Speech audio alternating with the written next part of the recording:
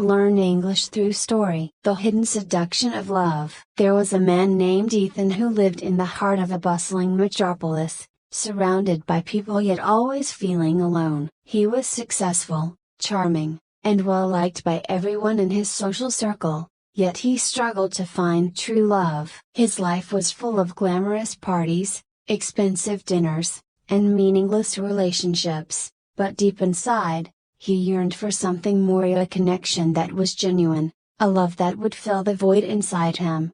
Ethan was aware of his allure. He had always been attractive, and his charisma drew women to him with ease. But for all his charm, love had eluded him. Every relationship ended the same way, with passion that fizzled into indifference or bitter breakups, leaving Ethan more disillusioned with the idea of love. He began to wonder if it was something other people found, but he was destined never to experience. One evening, after another cocktail party filled with shallow conversations and forced laughter, Ethan decided to take a different path home. The streets were quieter here, and as he walked past the familiar skyscrapers, he found himself in an older part of the city that he had never explored before. The buildings were smaller, more intimate, with ivy crawling up the walls and cobblestone streets that gave the area an almost magical quality.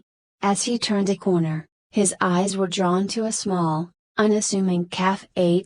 Copyright, its lights dim and inviting. A golden sign above the door read, La Passion Cache.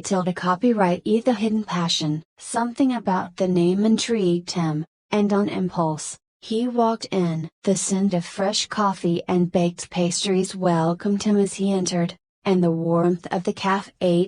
Copyright wrapped around him like an embrace. The space was cozy, with dark wood furniture, soft lighting, and walls lined with bookshelves that made it feel more like a library than a cafe. Copyright. There were only a few patrons scattered throughout, speaking in low tones or absorbed in their reading. It was a peaceful contrast to the frenetic energy of the city outside. Ethan found a seat near the window and ordered a glass of red wine. As he sipped it slowly, he noticed a woman sitting at a nearby table, completely engrossed in a book. She had an air of quiet confidence, and something about her drew his attention. She was different from the woman he usually encountered. There was no pretense, no need for validation. She seemed content in her solitude, her focus entirely on the words in front of her. After a while, she looked up, catching Ethan's gaze. Their eyes met for a moment, and she smiled, a soft,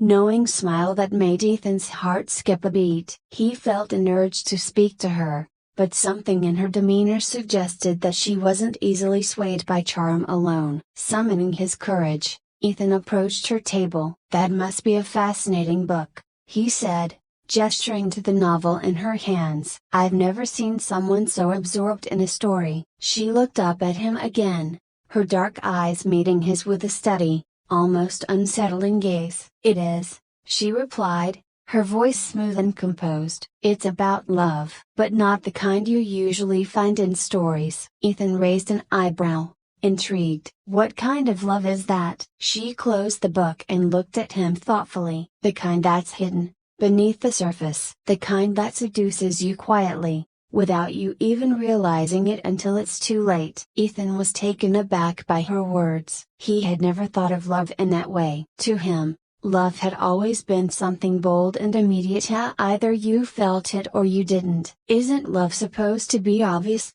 He asked, taking a seat across from her. Isn't it supposed to sweep you off your feet? She smiled again, but this time there was a hint of sadness in her expression. That's what people think. But real love, the kind that lasts, isn't always so dramatic. It's subtle, patient, and it often goes unnoticed until you realize you're already deep in it. Ethan found himself captivated by her words. He had never heard anyone speak about love this way before. There was something about this woman, her quiet wisdom, her calm presence that made him want to listen, to learn. I'm Ethan, by the way, he said, extending his hand. She took it, her touch warm and firm. Isabel. They talked for hours that night, Long after the other patrons had left and the cafe tilde copyright had closed around them, Isabel was unlike anyone Ethan had ever met. She wasn't interested in superficial conversations or flirting. Instead, they spoke about life, about the things that matter, at the fleeting nature of time, the search for meaning, and the hidden desires that drove people without them even knowing. Isabel had an uncanny ability to see through people, to understand what they were really searching for beneath the surface. She asked Ethan questions that made him uncomfortable, that forced him to confront things he had long buried. He found himself opening up to her in a way he never had with anyone else, sharing his frustrations, his disappointments, and his fear that he would never find real love. "I think you've been looking in the wrong places," Isabel said softly, her eyes locked on his. "Love isn't something you chase. It's something that finds you when you're not looking." Ethan didn't fully understand what she meant, but her words stayed with him long after their conversation ended. They exchanged numbers, and in the days that followed, they began spending more time together. Isabel introduced him to a world he had never known, a world where love wasn't about grand gestures or intense passion, but about quiet moments of connection, about truly seeing and being seen. The more time Ethan spent with Isabel, the more he realized how shallow his past relationships had been. He had always been seduced by appearances, by the thrill of the chase, but with Isabel, it was different. She didn't play games, didn't try to impress him. She simply existed in her own space, and slowly, Ethan found himself drawn into that space, seduced by the simplicity and depth of her presence.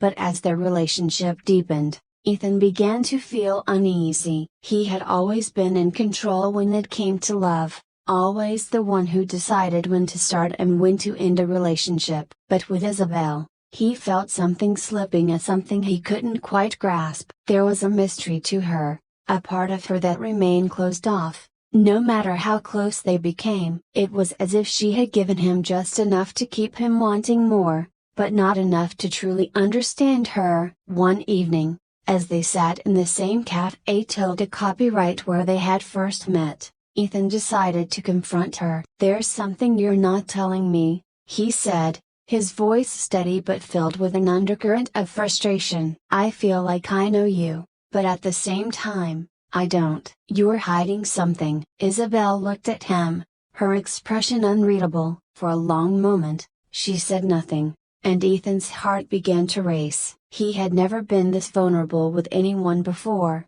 and the fear of rejection gnawed at him. Finally, she spoke. "I'm not hiding anything, Ethan. But love via broken bar, real love via broken bar, it isn't something you can control. It doesn't belong to you, or to me. It exists on its own terms." Ethan frowned, not understanding. "What does that even mean?" Isabel sighed, her gaze softening. "You're used to being in control, aren't you? You're used to getting what you want, when you want it. But love doesn't work like that. It's not something you can possess, it's something you have to surrender to." Ethan's frustration grew. He had always prided himself on his ability to control his life, his relationships. But now, with Isabel, he felt the control slipping away, and it terrified him. "I don't want to lose you," he said, his voice quiet, vulnerable. "You won't," Isabel replied, her hand reaching out to touch his. "But you have to let go of the need to control everything. Love is about trust. It's about letting go and allowing yourself to be vulnerable." Ethan stared at her, his mind racing. Could he really let go? Could he surrender to something as uncertain, as uncontrollable, as love? Over the next few weeks, Ethan wrestled with these questions. His feelings for Isabel continued to grow, but so did his fear. He had never allowed himself to be this open, this vulnerable, with anyone before, and the deeper he fell for her, the more he realized that love wasn't just about passion or attraction. It was about surrendering to the unknown, about trusting someone with the parts of yourself that you had kept hidden for so long. One night, as they lay together in bed, Ethan turned to Isabel, his heart pounding in his chest. "I love you," he whispered, the words escaping his lips before he could stop them. Isabel looked at him, her eyes soft and full of emotion. "I love you too," she whispered back. But even as she said the words, Ethan felt a pang of fear. He had given his heart to her completely, and now, he was at her mercy. He was no longer in control, no longer the one calling the shots. He had surrendered, and in that surrender, he found both freedom and terror. The days that followed were both exhilarating and terrifying for Ethan. He was in love, truly in love, for the first time in his life. But with that love came a new kind of vulnerability, one that he had never experienced before. He was no longer in control of his emotions, no longer able to dictate the terms of his relationship. He had given his heart to Isabel, and now, all he could do was trust that she wouldn't break it. In the end, that was the hidden seduction of love, yet the quiet, unseen pull that drew you in without you even realizing it. It wasn't about grand gestures or dramatic confessions. It was about the moments in between, the subtle connections that built over time. And for the first time in his life, Ethan understood what it meant to truly love someone, to surrender, to trust, and to let go. I hope you enjoyed the story. If you enjoyed, then please like and share this video, and don't forget to subscribe our YouTube channel. Thank you for watching.